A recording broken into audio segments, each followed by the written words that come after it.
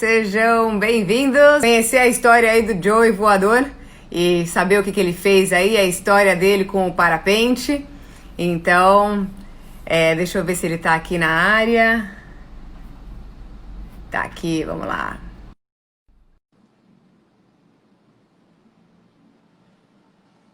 Joey tá conectando aí. Arrumando os cabelos. Eu sempre descabelado. Quem me conhece sabe. Tudo bem? E aí, tudo bem? Tudo certinho? Tudo certinho. Olha lá, eu sempre descabeladão, peraí. Pronto. Tá no clima também aqui. Aceitar. Então, super obrigada aí por aceitar participar da live, contar aí um pouco sobre a sua vida. Eu que agradeço. Aqui no Rio de Janeiro. Então, conta aí um pouco pra gente. Bom, só compartilhando aí com o pessoal, a ideia aqui com as nossas lives é não falar de coronavírus, é fugir um pouco desse assunto. Por favor.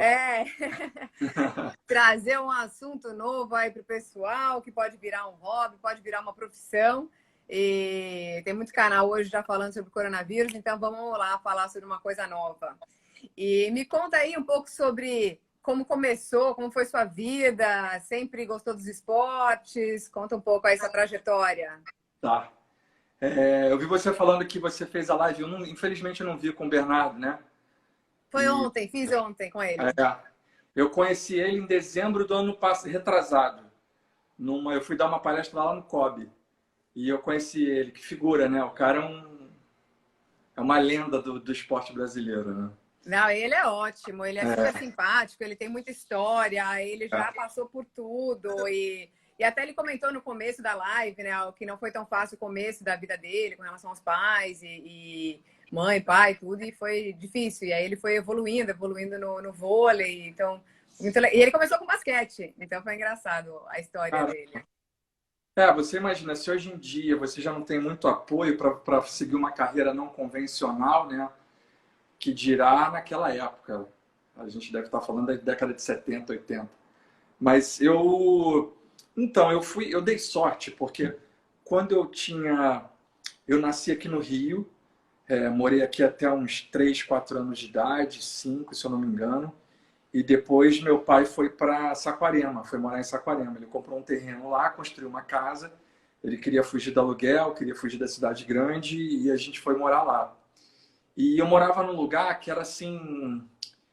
É até engraçado falar isso, mas para você ter uma ideia, foi ter luz elétrica na nossa casa, eu já tinha uns 15 anos de idade. Então, Depois tá com 15 anos? A gente morou muito tempo lá com luz de lampião, sabe? Então, assim, é uma realidade bem diferente de como cresce o John, por exemplo, meu filho hoje, sabe? Que cresce com um celular na mão, com acesso à internet. E o tipo de brincadeira que eu tinha, eu tenho um irmão gêmeo, o tipo de brincadeira que a gente tinha... Ah, seu irmão gêmeo? Tenho irmão igualzinho. Gêmeo. A gente é bem parecido. Aí, quando... As nossas brincadeiras nessa época lá era fazer trilha no mato. Eu lembro que uma vez meu pai deu um facão para cada um, sabe? Então a nossa brincadeira era mais assim... eu lembro que uma vez a gente ganhou uma bicicleta de Natal e meu pai fez uma pista de bicicross atrás do quintal. Então as brincadeiras sempre foram mais assim ligadas à aventura, vamos dizer assim, sabe? Eu e meu irmão, a gente saía de bicicleta pelo bairro assim, meio sem destino para explorar lugares novos, mas era um bairro que era só mato, sabe? Era só estrada de chão e mato. Então era uma outra época, uma outra realidade, não tinha a violência que você tem hoje. E eu acho que eu fui meio que crescendo com esse espírito de gostar de aventura, né? E ainda mais com uma dupla ali para ir com você nos lugares, né? Tinha eu e meu irmão sempre fazendo essas coisas. Depois a gente começou a surfar, meu pai ensinou a gente a surfar e a gente passou muito tempo também surfando e tal. E eu não tinha muito interesse por essa... Logo depois veio a luz elétrica e eu lembro que lançaram um videogame na época, o Atari. Hoje é uma coisa de museu, né? E meu pai comprou um Atari desse pra gente. E eu lembro que até hoje videogame é uma coisa que, assim, me prende por 3, 4 minutos, sabe? É uma coisa que eu não me chamo. Acho muito legal, mas eu acabo enjoando rápido. E quando eu vim morar no Rio para fazer faculdade, eu vim muito focado, duro, sem grana. Eu vim focado em fazer faculdade para arrumar um trabalho e tal. E eu vi um documentário na televisão sobre voo livre, sobre voo de parapente.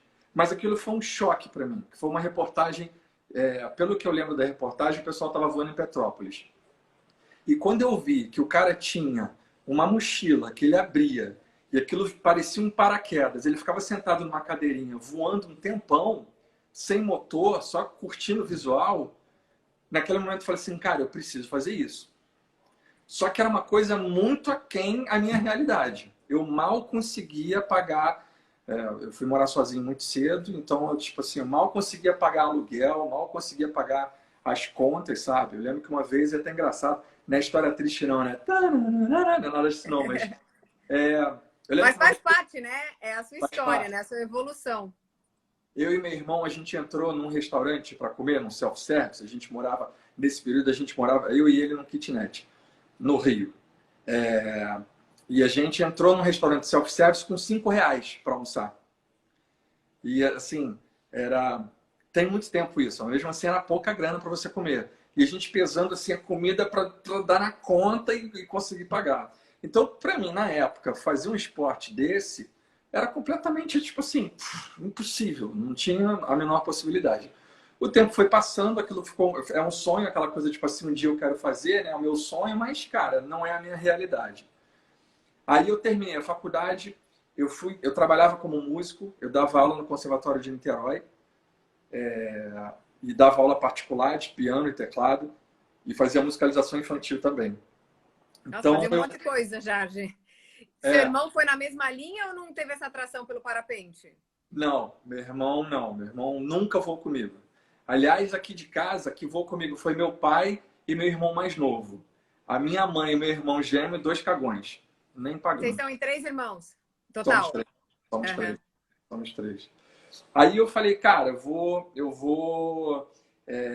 terminei a faculdade de informática, comecei a trabalhar com informática. Eu lembro que eu fui trabalhar numa empresa de TI que desenvolvia software para o mercado financeiro. Então, tipo, tinha que trabalhar. Aí eu era músico, né?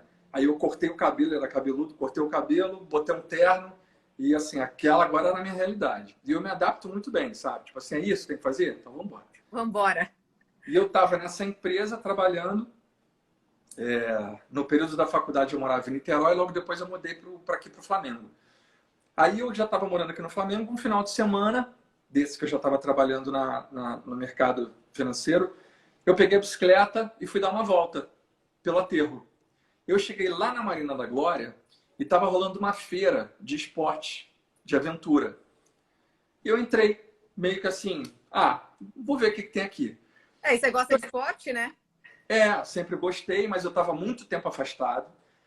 Nesse período que eu estava trabalhando nessa empresa, tinha muito tempo que eu não surfava, tinha muito tempo que eu não andava de bicicleta, não estava fazendo esporte nenhum. Eu era um nerd. Minha vida Não, que é era muito problemática. engraçado, porque são realidade tão diferente, né? Porque eu, É, desde criança, cresci com esporte. Mesmo trabalhando no escritório, eu não parei. Eu é, continuei malhando e tal. Então é engraçado parar e mudar exatamente, radicalmente. exatamente. E eu era um graveto, assim.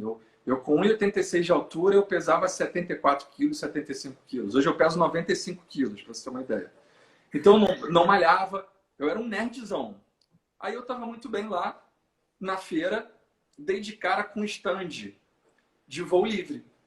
E eu vi um vídeo do cara voando de parapente que me arremeteu àquela reportagem que eu tinha visto. Lá no passado. Caramba, e eu fiquei olhando para o vídeo, falando assim, cara, que incrível, é exatamente isso que eu queria fazer, mas não sei. Aí veio um cara, falou assim, e aí, vamos voar? Eu falei, pô, cara, é um sonho antigo. E é engraçado que eu escuto muito isso hoje em dia. Poxa, eu quero voar, é um sonho que eu tenho e tal. Então eu sei como é exatamente isso. Ele chegou e falou para mim assim, quer voar? Eu falei assim, cara, é um sonho. Eu vi uma reportagem um tempo atrás, eu acho o máximo. Eu tenho maior vontade, mas, cara, eu acho que é muito aquém para mim ainda e tal. E ele falou assim, vamos fazer o seguinte, você faz um voo duplo comigo. Se você gostar e quiser fazer o curso, eu abato o dinheiro do voo duplo do curso. Se você não gostar, se você não quiser fazer o curso, você me paga só o voo duplo. Eu falei, quanto que é o voo duplo? Na época, acho que era R$ 150, uma coisa assim. E não era barato para mim. Era uma Mas você coisa... já estava melhor, né? Porque você já estava trabalhando, estava melhor do que a É, época, quando a primeira exatamente. vez que você viu o parapente. É, mas mesmo assim não era uma coisa assim que dava para eu fazer. Ainda assim, ah, vou comprar, vou fazer o curso, vou virar piloto. É uma coisa que, tipo assim, ainda era caro para mim. Mas aí eu falei assim, nada, eu vou fazer esse voo então, né? Fui com ele, fiz o voo. Quando eu pousei, eu fiquei com vontade de chorar. Eu cheguei pro cara e falei assim, eu preciso disso na minha vida, cara, é isso que eu quero, é isso, cara, eu preciso voar. Aí só tem um problema, eu não tenho dinheiro. E o Kiko, que foi esse piloto que me levou para voar a primeira vez, ele foi o meu instrutor e virou um grande amigo. Ele foi meio que um pai para mim no voo livre, vou te contar por quê. Infelizmente, ele faleceu no acidente de moto em 2010. Eu sinto muita saudade dele até hoje, foi uma pessoa muito importante para mim. Eu falava para ele até antes dele ir que, tipo, ele me deu asas, sacou? Cara, você me deu asas, entendeu? Porque o que aconteceu? Ele chegou para mim e falou assim, olha, o curso custa R$ 1.200 na época e o equipamento custa 5.000. Eu ganhava R$ 950 em carteira. Aí eu cheguei para ele e falei assim, cara, não vai rolar. Aí ele falou assim, o que você faz? Eu falei, eu sou programador, trabalho com programação numa empresa. Ele, cara, eu estou precisando fazer um site. Vamos fazer o seguinte, você sabe fazer? Eu falei, sei. Você faz o site para mim, de voo, e eu te dou o curso. Fechado? Fechado. A gente apertou a mão, é isso. E mesmo Isso, se não soubesse, eu aprendo, né? Tipo, eu é, dou um jeito, né? e isso foi assim, a gente conversou isso quando a gente acabou de pousar. Quando a gente acabou de pousar, isso foi num sábado. Eu falei, quando que a gente começa o curso? Ele falou, agora.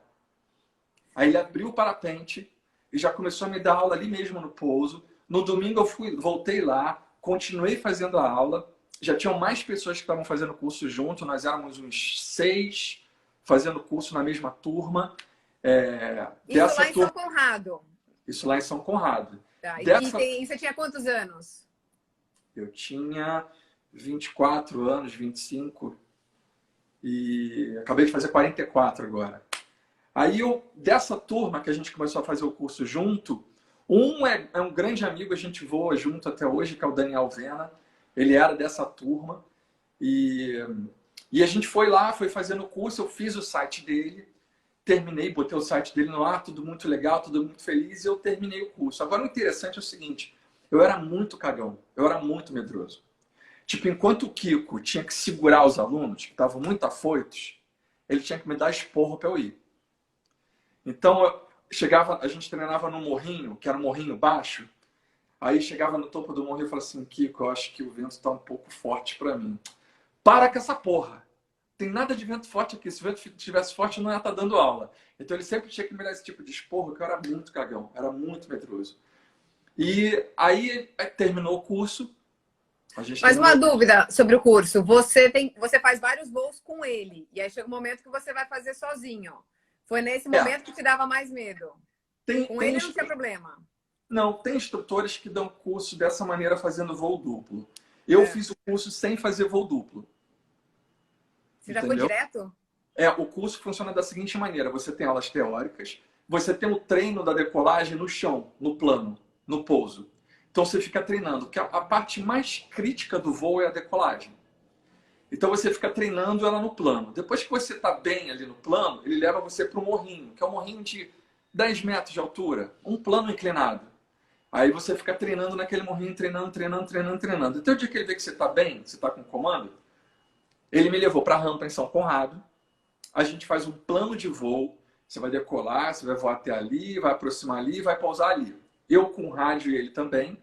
Só que o meu rádio eu fico só ouvindo. E eu lembro como se fosse hoje. Foi uma terça-feira, 7h30 da manhã eu estava na rampa. Eu tenho foto disso. O Kiko me ajudou a equipar o equipamento todo e tal. Eu decolei sozinho. Quando eu pousei, eu me tremia inteiro. Sem dúvida. Foi assim, acho que depois de ser pai do John, acho que foi a maior realização da minha vida, foi ter feito esse voo. Que falei assim, cara, é isso. Eu nasci para isso. E só que é o seguinte, eu terminei o curso e eu não tinha equipamento. Aí eu falei assim, Kiko... Podia alugar? Não, não existe aluguel de equipamento. É muito pessoal.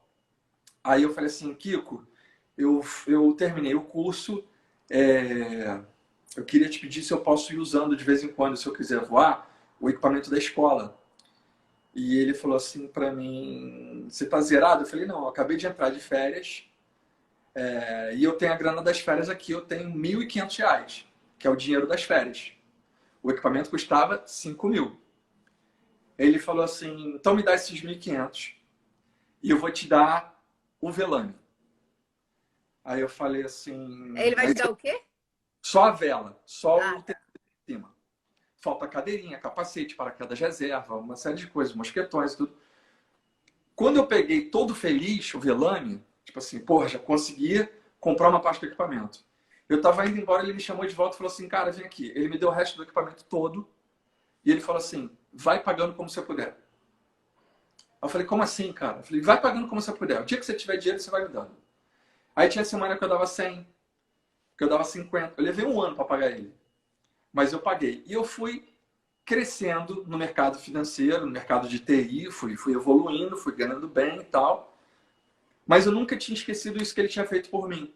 Porque se ele não tivesse feito isso, se ele não tivesse sido tão generoso, talvez hoje eu não estivesse voando. Talvez não, a vida poderia ter tomado um outro rumo. Então, foi legal porque, assim, muita gente... Ontem mesmo uma menina mandou uma mensagem, como é que eu faço para fazer o curso para poder trabalhar que nem você? Eu acho que esse é o caminho errado. Eu quis entrar para o voo livre porque eu amo voar, eu queria aprender a voar. Trabalhar com voo é uma consequência. E a gente tem muito caso de instrutores que procuram um voo livre no modo desesperado de ganhar dinheiro e acabam não tendo tanta experiência e oferecendo um trabalho não tão legal. Mas, enfim, esse é outro assunto. Eu acabei fazendo o seguinte, eu fui voando, eu lembro que o Marcelo Melo, que é um irmão para mim, um grande piloto e grande amigo, a gente viajava quase todo final de semana para Minas. Ele trabalhava com TI também, a gente saía do escritório sexta-feira, cada um do seu escritório se encontrava, pegava e partia para Minas para voar. E, e você acaba Mas evoluindo, você por vai que ganhando horas. Minas? Por que Minas é um Minas? Por que paraíso. não aqui? Minas é um paraíso, porque em Minas tem várias rampas que te promovem você decolar de um lugar e pousar em outro bem distante. Fazer voo de cross country, que a gente fala. Então você voa 50, 100, 150 quilômetros de distância. Nossa. Né? Você decola de uma rampa de 500 metros de altitude, bota um teto de 3.000 e voa muita distância pegando térmica, que é um voo muito diferente do que você faz em São Conrado. São Conrado a gente tem um mini cross, que é quando a gente decola, vai até o Cristo e volta. Mas é um voo de 7 quilômetros, para você ter uma ideia de volta. Então a gente acabou adquirindo experiência, até que, quando eu vi, eu tinha carteira de instrutor. Falei assim, legal. E eu falei assim, cara, vou largar a TI e vou trabalhar com voo livre. Isso foi quantos anos depois, vamos Isso dizer, foi do eu curso terminei. até o dia que você começou a realmente Mas foi voar e ganhar 5 anos dinheiro? depois. Quantos? Sim. 5 anos depois eu tinha carteira de instrutor. Só que eu não me adaptei, porque o mercado do voo era muito diferente. Os instrutores ficavam ali embaixo em São Conrado trocando tapa para pegar o passageiro que chegava. E eu não me identificava com isso. E eu não tinha conhecimento de hotel, de agente de turismo, não existia internet como existe hoje. Então eu desisti, falei assim, não, cara, voo livre vai ser só um hobby, vai ser só... e eu vou trabalhar com TI. Voltei a trabalhar com TI, eu tinha sido demitido, tentei trabalhar com voo e voltei para trabalhar com TI. Mas quando foi em... Mas quanto tempo você tentou? 2 meses, 3, 6, um ano? Não, tentei um mês e meio. Um mês você já desistiu? Exatamente. Só que porque assim, aquele formato de trabalho não tinha muito a ver comigo.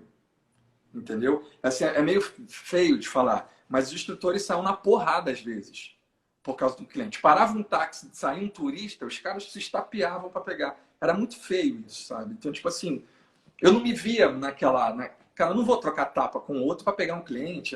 Essa não é a maneira que eu quero captar. Eu lembro que eu imprimi uns flyers e fiz uns folderzinhos para espalhar, e eu fui para praia de Copacabana, panfletar e tal, mas aquilo não estava dando resultado. Eu falei assim, cara, talvez isso não seja para mim. Eu entendo que às vezes é questão do time, do momento, né? O que importa é você não desistir. Tipo assim, E eu fui trabalhando com TI, só que eu vou te confessar que TI é uma profissão que eu não conheço um cara que trabalha há mais de 15 anos com TI e está feliz. Eu não conheço. Tem uma hora que enche o saco. Porque TI é chato? Não, TI não é chato. Eu adoro. Tipo assim, a época que eu tinha mais saudade de trabalhar é quando eu era programador. Que eu botava o headphone, sentava no computador e ficava ali sozinho programando. Mas é um mercado ruim pelo seguinte: os projetos são sempre com um prazo muito curto, com pouco recurso, pouco dinheiro e exigência de qualidade. Então você sempre trabalha sob muita pressão. O projeto já começa ruim. Então, assim, é muito desgastante. Você trabalha 10, 12, 15 horas por dia, você não tem final de semana. E eu estava meio cansado disso tudo. Eu estava trabalhando numa multinacional de telecom. Eu já estava um pouco cansado dessa vida, desse ritmo. Eu tinha acabado de me tornar pai e eu não queria... Sempre me matou muito estar sentado no escritório e olhar pela janela e ver um dia lindo lá fora. Isso sempre me incomodou muito. Eu falava assim, cara... Aí você ficava a semana inteira olhando o sol pela janela, quando chegava no final de semana, chovia. E, tipo assim, cara, eu sentia assim, que aquilo me incomodava demais. E o projeto nessa empresa estava bem ruim, eu troquei uma ideia com o cara que era meu chefe, ele me demitiu, eu fui para casa e eu tive uma nova visão sobre captação de cliente para o Voo Livre. Por quê? Porque já era um outro cenário. O que era uns 2 anos depois? Não, uns 10 anos depois. Ah, então ficou mais 10 anos com TI? Quando eu tentei trabalhar com voo a primeira vez, foi em 2005 para 2006. Eu fui trabalhar de novo com TI em 2015. Com voo em 2015. Só que já era uma época que os instrutores já faziam captação pelo Google. Fazendo anúncio pelo Google. Então tem 5 anos só, assim, essa história. Assim, o seu crescimento no parapente. Exatamente. Só que o que aconteceu? O cenário lá em São Conrado é um cenário que a Asa Delta ela já tem um mercado muito bom. Já muito antigo. Porque quando você pensa em voo livre, a primeira coisa que te vem à cabeça é a Asa Delta. Tanto é que tem gente que voa comigo, pousa, liga para a mãe e fala assim, mãe, acabei de voar de Asa Delta. Porque o nome é muito forte. Erra, né?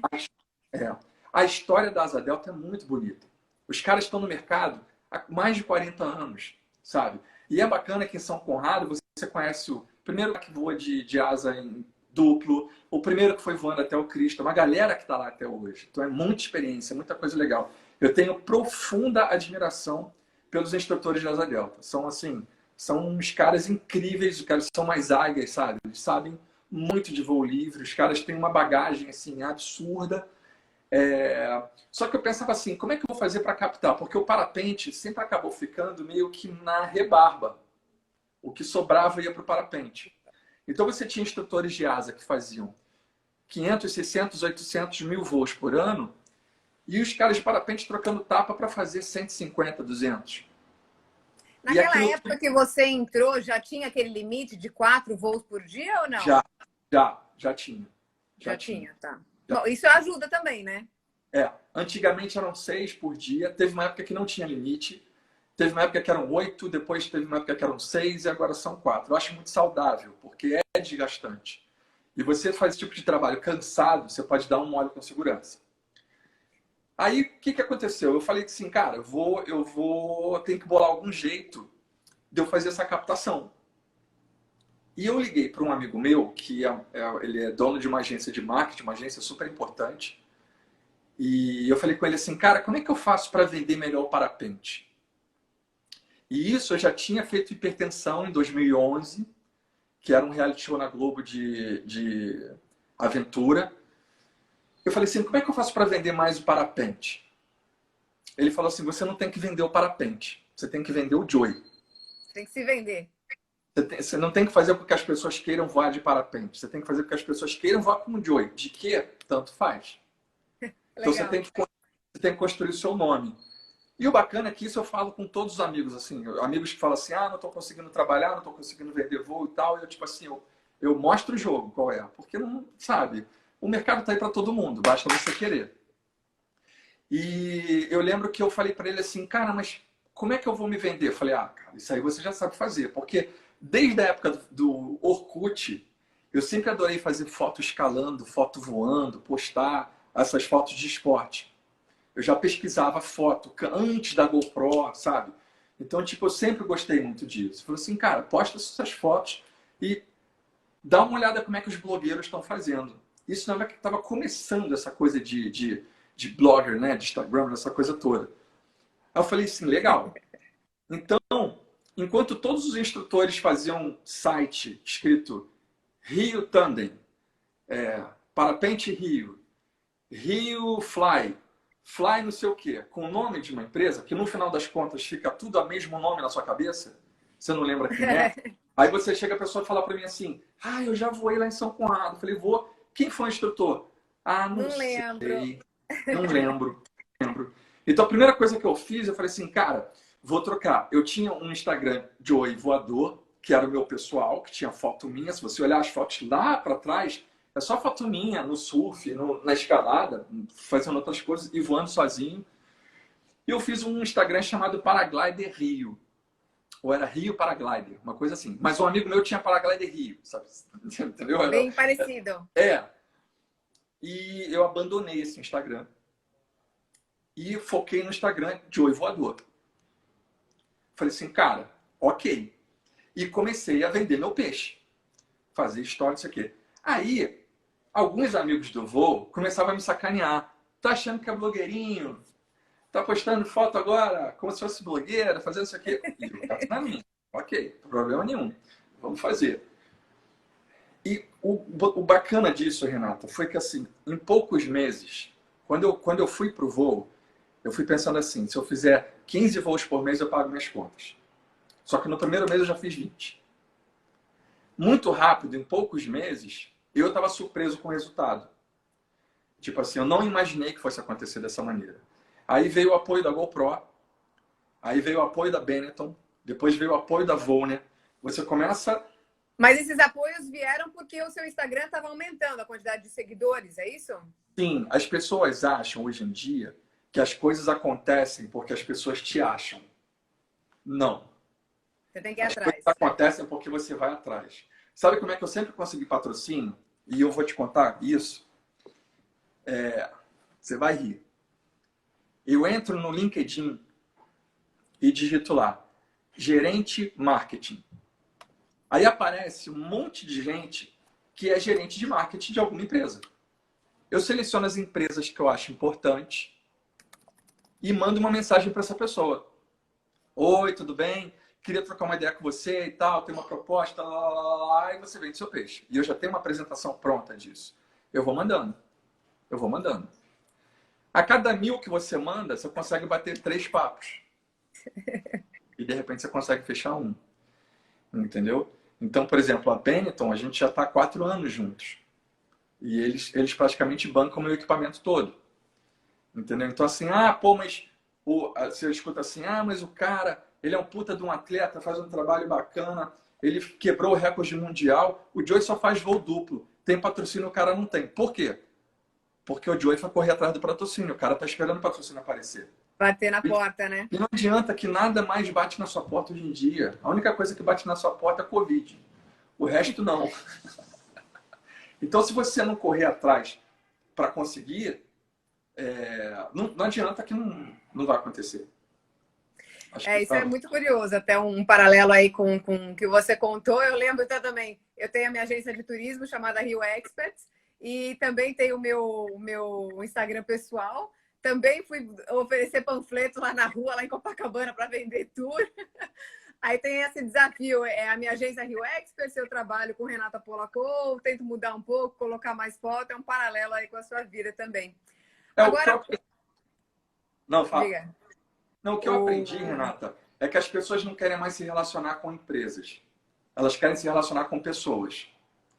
Entendeu? Então, quando você liga e fala assim, somos da Rio Tandem e queremos te oferecer um pacote de voo livre aqui no Rio de Janeiro, cara, fica um pouco forçado. Agora você chega e fala assim, e aí, cara, tudo bem? Então, bora voar comigo final de semana? A gente faz umas fotos legais e tal. Fica muito mais pessoal. Entendeu? E o bacana disso é que as pessoas acabam me chamando no Instagram e me ligando e falando comigo como se a gente já fosse amigo há um tempão. E a amizade acaba surgindo depois do voo. Entendeu? Tipo assim, de pessoas que vão comigo, aí vão voar em outro lugar, manda foto, manda mensagem pra mim. Pô, aqui, cara, voei aqui em tal lugar, foi maneiro pra caramba, o instrutor é uma gente boa e tal, não sei o que, aproveitei e foi o máximo. A pessoa que voa comigo lembra que voa comigo.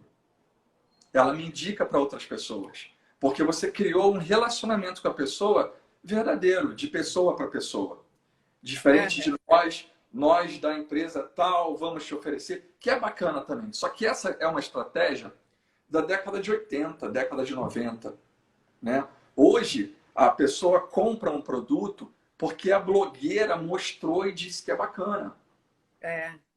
Ela não comprou o produto porque estava no mostruário no supermercado.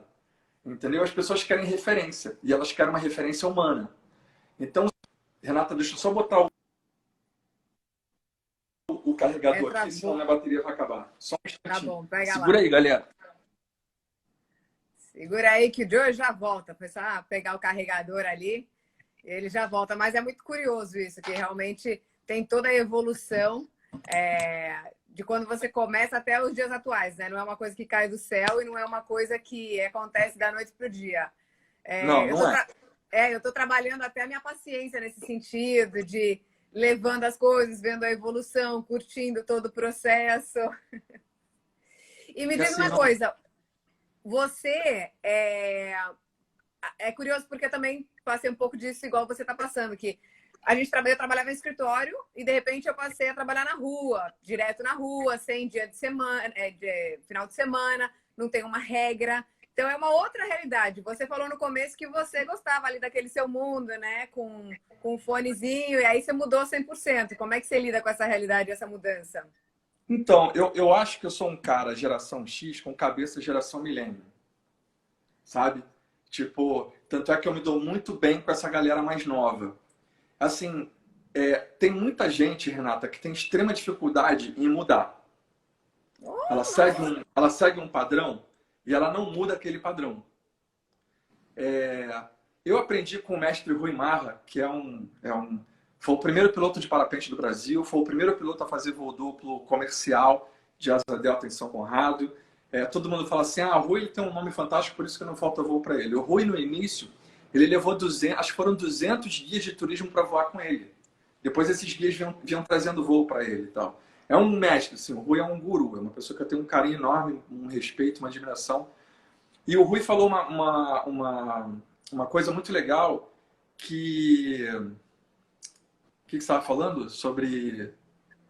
A mudança de escritório para o ar livre, você mudar a sua rotina. Sim. O Rui, ele foi o primeiro a me chamar a atenção sobre isso, porque ele era advogado. Saiu uma reportagem nele na Veja, escrito Chutando o Balde. Ele abandonou o escritório para trabalhar com voo. Então o Rui sempre foi um tipo de norte para mim. Sempre foi um tipo de assim, cara, eu quero ser igual a esse cara. Eu quero ser igual a ele, sabe? Eu quero seguir esse rumo aí, de conseguir fazer essa mudança. E ele me falou uma coisa que eu acho muito legal, que é o seguinte: você acredita em reencarnação? Acredito. Na mesma vida. A gente reencarna várias vezes nessa mesma vida. Então, existiu o Joey músico, existiu o Joey TI, e agora existe o Joey piloto de parapente. Então, assim, hoje eu sou completamente diferente daquele cara cabeludo que tocava piano na noite.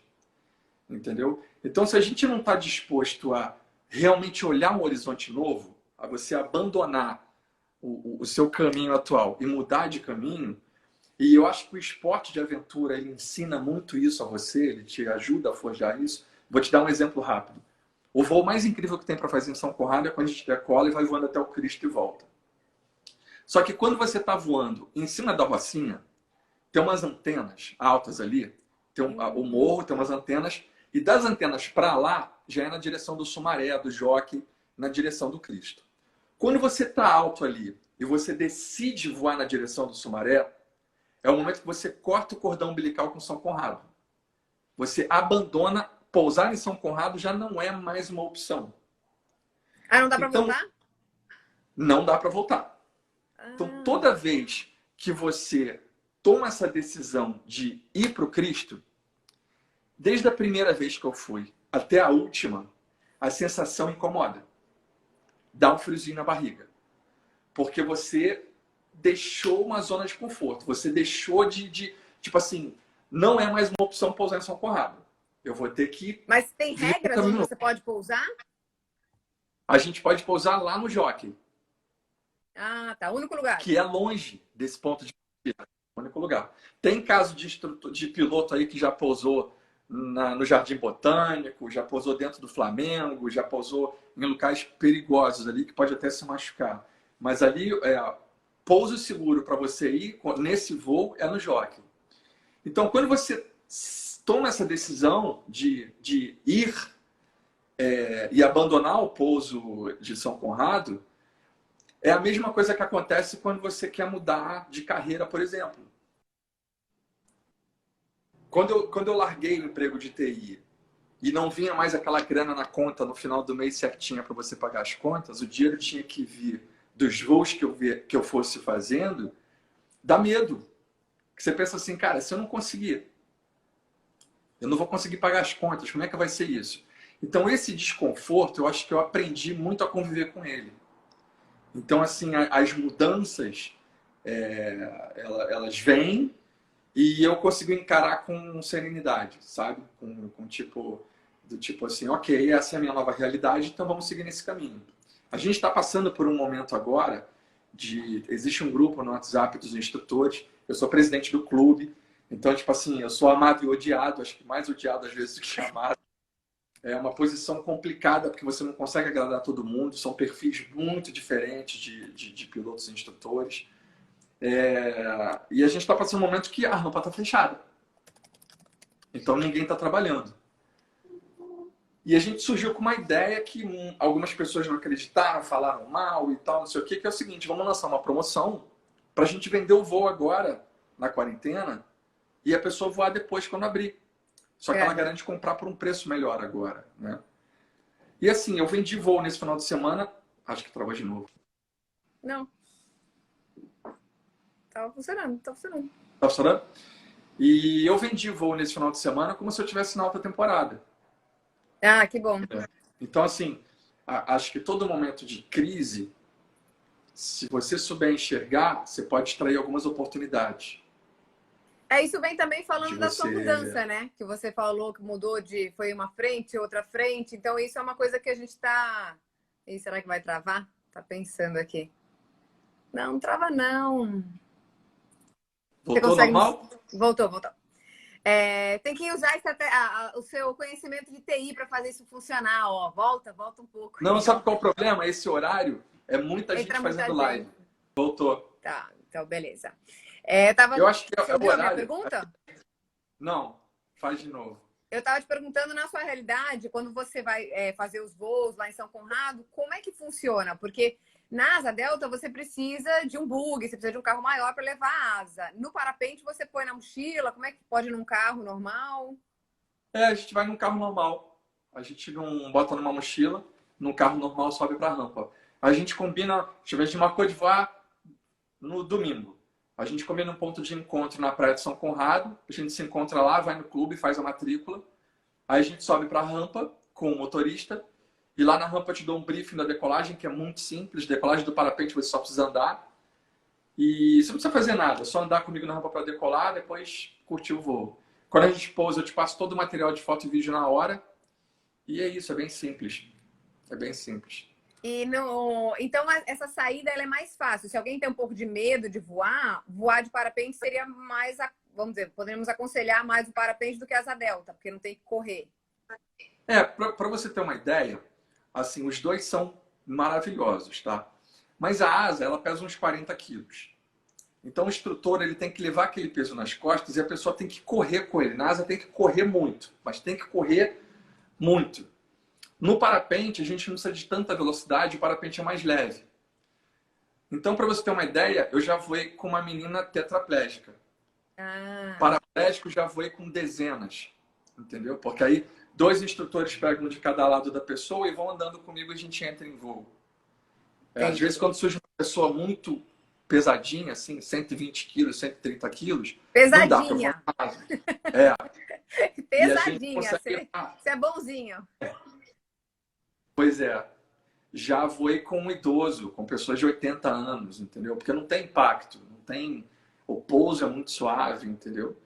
Então, você tem a opção de pousar em pé ou pousar sentado. Eu, por exemplo, gosto muito de pousar sentado, porque aí não tem risco de tropeçar, de torcer o pé. A cadeirinha tem um airbag, uma bolsa de ar para deixar mais suave ainda o toque. Então, é bem tranquilo. Bem tranquilo. E tem alguma época do ano que é melhor voar ou não? Pode voar o ano inteiro? A gente voa o ano inteiro. A gente tem muita sorte disso, porque as rampas da Europa só voam no verão. No inverno dá para voar, mas além de ser muito frio, o instrutor tem que ter, só alguns têm uma técnica especial de fazer decolagem com esqui. Então, eu e o passageiro tem que estar de esqui. Então, é bem mais complicado, né? Além de ser muito frio. Então, lá eles só vão na alta temporada, que é o verão, que é de julho até setembro, mais ou menos. Julho, agosto, setembro, é mais ou menos a época do alto verão lá na Europa. O Ludeniz na Turquia também, eles vão 6 meses no ano. Aqui em São Conrado, a gente voa o ano inteiro. A gente voa de janeiro a janeiro. O verão é a época mais procurada, mas não é a melhor época de voar. Porque a gente tem muito problema de formação de CB, que é aquela chuva de verão. Então o vento às vezes acelera muito. É bom voar cedo. Eu gosto muito de marcar os voos de manhã cedinho. De tarde é sempre um mistério se o voo vai estar bacana ou não. A melhor época do ano para voar é agora no inverno. A direção do vento afeta também, assim como na asa delta, ou não? Afeta. A gente tem que decolar com vento de frente ou sem vento. Se o vento está vindo forte de lado ou de trás, principalmente, não dá para voar, não dá para decolar. Uhum. Entendeu? E no inverno agora faz aqui.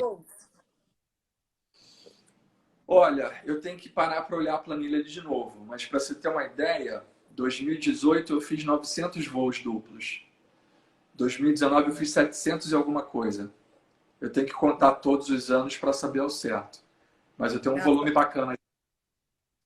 E todo mundo pergunta assim, já aconteceu alguma coisa? Já aconteceu alguma coisa.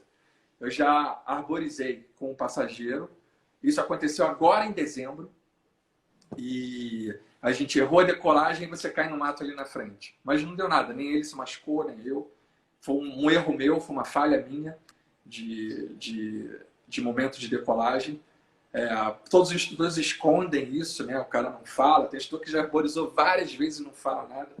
Mas eu acho que a gente é humano, a gente está passível disso tudo. Agora, é um lugar muito seguro para voar, é um lugar muito bem controlado. Então, você tem uma condição muito boa para voar, a geografia do lugar é muito boa, sabe? Então, você tem, raríssimos são os casos de acidente grave ali. E os que tiveram, a gente mapeou as causas. Um exemplo, teve um caso de uma menina que o instrutor não conectou ela direito no equipamento, eles entraram em voo, ela caiu, ele tentou segurar ela com as pernas, mas lá na praia ela acabou caindo e morrendo. Foi a princípio. Esse foi um caso bem triste, assim.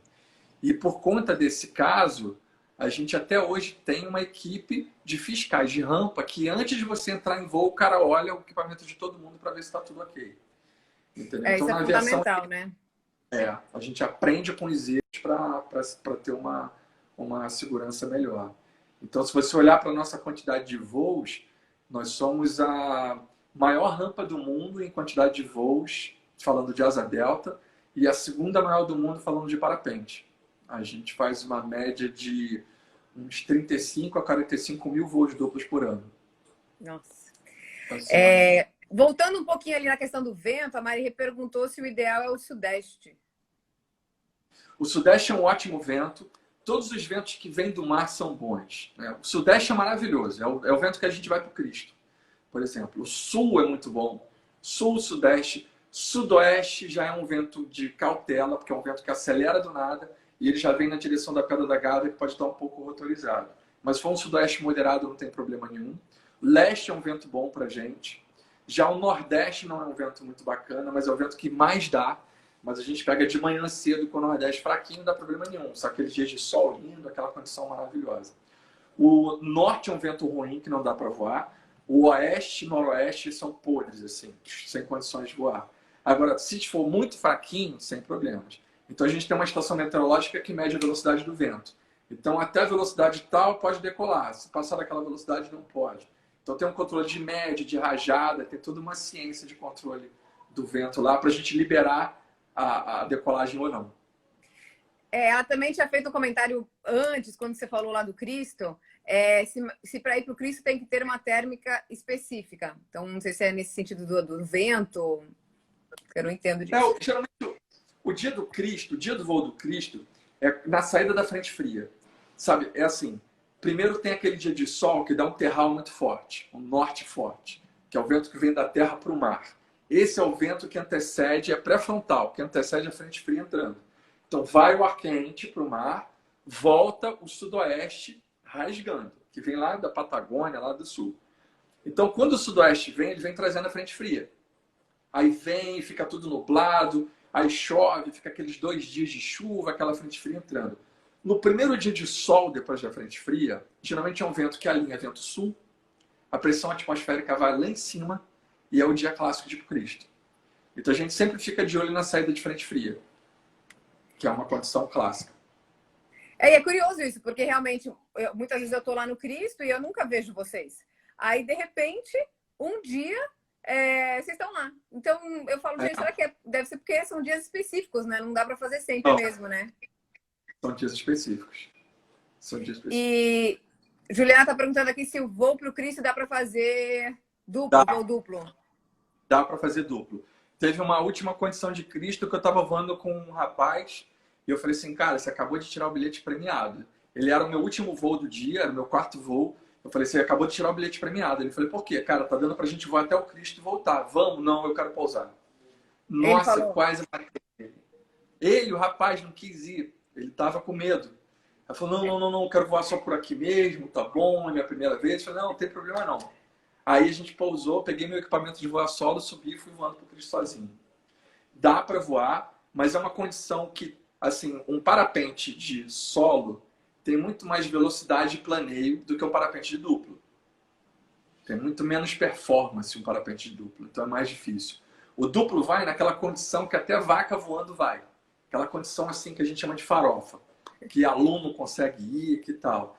Porque como a gente tem uma restrição de pouso, eu não vou arriscar estar voando com você e a gente ter um pouso arriscado no meio do caminho. Entendeu? Então, já que eu vou me arriscar um pouquinho mais do que o normal, eu prefiro me arriscar sozinho. Agora, se é uma condição muito clássica, que pô, o teto está muito alto, a gente consegue ficar alto demais e dá para ir direto para o Cristo, aí sem problema nenhum. Dá para voar, dá para ir lá. Às vezes a pessoa tem uma sorte e não pega, mas eu até entendo que às vezes a pessoa tomou coragem de voar, então ela já deu um passo. Sim, né? Exatamente. Tudo no seu passo a passo. Até porque, às vezes, quando voa, geralmente a gente voa entre 8 a 15 minutos. Tem condições que a gente consegue ganhar pedra bonita, ganhar pedra da Gávea e voar mais tempo, e as pessoas enjoam. Então, às vezes, eu estico o voo para voar mais tempo e estou crente que estou abafando, e a pessoa está lá quase vomitando. Algumas pessoas. Tem gente que não. Teve um rapaz que a gente voa, era aniversário dele, a condição estava clássica, a gente voou quase 1 hora. Porque estava assim, estava animal. Acabei de voar com o Nilo, um skatista profissional, e ele foi voar comigo. A gente voou uns 40 minutos, assim, eu deixei ele pilotar, ele ficou pilotando, amarradão. Mas a maioria das pessoas que não estão acostumadas com o esporte, passou de 15 minutos, às vezes elas dão uma enjoada. Já aconteceu de pousar na casa de alguém? Ju, já. Nesses voos em Minas, a gente sempre acaba pousando num sítio, na fazenda de alguém.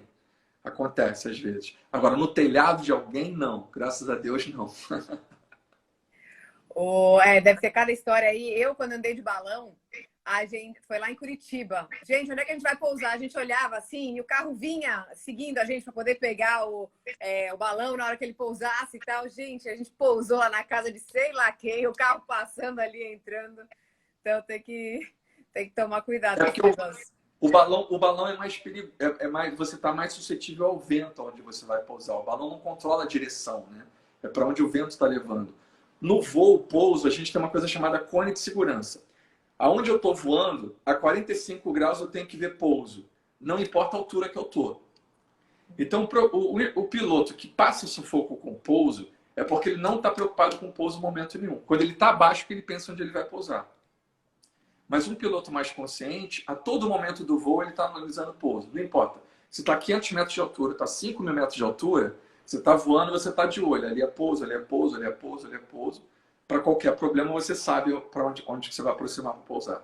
Uhum. Esse negócio até do medo que você falou sobre a pessoa não querer ir até o Cristo, né? Meu primeiro voo, eu sei lá, deve ter uns 12 anos, eu fiz com o Conrado na época, não sei se você... Conheço. Conheço. Eu falei, eu fui de chinelão lá, cheguei e falei, posso subir, se eu quiser voar, eu vou, tal. Ele falou, pode, né? Naquela época não tinha toda aquela burocracia dos papéis, né? Aí cheguei lá em cima e eu quero, então vamos. Aí a gente amarrou o chinelo, porque tinha que voar com o chinelo, a gente fez uma gambiarra lá qualquer, e aí a gente voou e posamos lá, foi muito engraçado. Hoje em dia tem todo um protocolo, né? Tem que assinar, tem o seguro, né? É porque você faz o seguro, exatamente. Tem idade mínima? 16 anos. Essa é a idade controlada pela federação. O que a confederação diz é que você só pode voar com uma outra pessoa a partir de 16 anos. Tem rampas, como por exemplo em Niterói, que voa com menos idade. Mas é uma rampa que não tem controle da federação. Então tem instrutor lá que tem 1 ano de experiência e já está fazendo voo duplo. Entendeu? Tipo assim, os caras não têm nenhum tipo de controle. É como se fosse um instrutor desabilitado, né? Mas pela federação a partir de 16 anos. E a gente lá em São Conrado, a gente está embaixo da confederação. Então a gente segue todas as regras bonitinho. E se alguém quiser fazer um curso e quiser virar instrutor e tudo, eu sei que tem que ter aquela paixão, aquela vontade de realmente ser e não fazer uma coisa por impulso, mas pode te procurar, você consegue fazer o curso. Claro, claro. O que acontece assim, é que o próprio voo livre ele já filtra, porque não é uma coisa muito fácil, né? É uma coisa assim, cara, que requer dedicação. Então, geralmente, o cara que acaba fazendo é o cara que quer muito mesmo. É muito legal porque é um grupo de apaixonados, sabe? Tipo, os pilotos que eu conheço, os amigos, os instrutores, são pessoas apaixonadas. Tipo assim, é o que move a vida deles, entendeu? Então, é muito legal isso. Então, geralmente, a pessoa que vai fazer um voo duplo, ela quer aquela emoção do momento, quer tirar uma foto e tal. A pessoa que já procura querer ser piloto, por mais que ele pense só no lado de trabalhar com isso, que é ótimo, a quantidade de voo, experiência que ele vai ter que acumular para chegar lá, ele tem que estar muito afim de fazer para concluir. Porque você, por exemplo, para uma mudança de nível, você se forma em nível 1. Você tem que chegar a nível 4 para poder ser instrutor. Para você ir pulando de nível, por exemplo, você tem que fazer 3, vou dar um exemplo aqui, chutar porque eu não lembro de cabeça. Você tem que fazer 3 voos de 50 quilômetros dentro de um campeonato. Não tem campeonato aqui no Rio.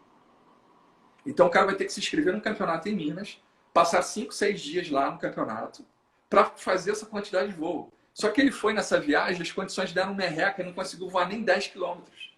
Ele vai ter que ir em outro. Então, se isso for uma coisa que ele tem que fazer, vai ser muito doloroso. Mas se é um cara que está tarado para voar e ele quer ir em todos os campeonatos, ele vai cumprir isso sem problema nenhum. Entendeu? Então, assim, é o que eu falo. Para o apaixonado, não vai ter problema nenhum. O cara vai fazer tudo que tem que fazer. E a Ju perguntou aí se o valor do equipamento para quem está começando hoje passa de 5 mil reais. Já deve estar mais que isso, não? 5 mil era na época que eu fiz. Eu pensei. Né? Ó, hoje, vou te dar uma base. A gente tem um fabricante aqui no Sul, a Sol, que oferece um equipamento bom com preço razoável. Uma ótima opção para quem está querendo começar. Então, aí com uns 10 mil, 12 mil você consegue. Agora, o céu é o limite. Você tem equipamentos assim... Quando você vai numa feira como tem em Santilero, fui agora em setembro do ano passado, tem uma feira de equipamentos, né? Cara, você tem vontade de chorar, porque assim, é cada coisa maravilhosa que você vê e os preços, né, tem para todos os tipos. Então, hoje você compra um equipamento todo importado bacana, você pode gastar aí 20, 25 mil no equipamento. Entendeu? Agora, aquilo que eu falo, por exemplo, eu não tenho carro, mas eu tenho 2 parapentes, entendeu? Então, assim, é prioridade de cada um. Eu falo, eu prefiro ficar sem carro do que sem parapente. Passou rápido. Só temos mais 2 minutinhos. Qual, então, ó, nesses 2 minutinhos, qual seria a sua meta com relação ao Rio aí, com relação à sua profissão? Eu tô no momento, Renata, que eu quero, já estou investindo nisso já tem um tempinho, só que o mercado não andou muito legal e agora a gente está tentando recomeçar, que é o mercado de palestra. Eu gosto de dar palestra. Eu gosto de dar. Até porque é muita história bacana, muita coisa legal para compartilhar e eu estou investindo nisso também. E eu quero continuar voando, cara, até quando Deus permitir, sabe? Eu fico feliz porque tem instrutores com quase 70 anos lá em São Conrado ainda na ativa, entendeu? De repente, não nesse ritmo voando pra caramba, mas num ritmo menor. Mas assim, eu quero muito poder continuar voando o máximo que eu puder, até quando Deus permitir. Show. Então, vamos tirar uma fotinha aqui para eu guardar. 1, 2, 3 Vamos. E já. Então, eu quero super te agradecer a participação, agradecer a galera que participou. E muito obrigada, Joey. Obrigado você. Tudo de bom aí. Precisando, estamos aqui, ó. A gente vai trabalhar junto, ó. Vou começar a levar... Aliás, eu tenho que fazer um voo de parapente e vou começar a levar meus turistas pela minha agência para começar a fazer voo. Vamos marcar. Tirou comissão. Opa, tá bom? Vamos marcar lá. Vamos. Tchau, tchau. Beijo. Tchau, tchau, gente. Beijo. Tchau, Joey.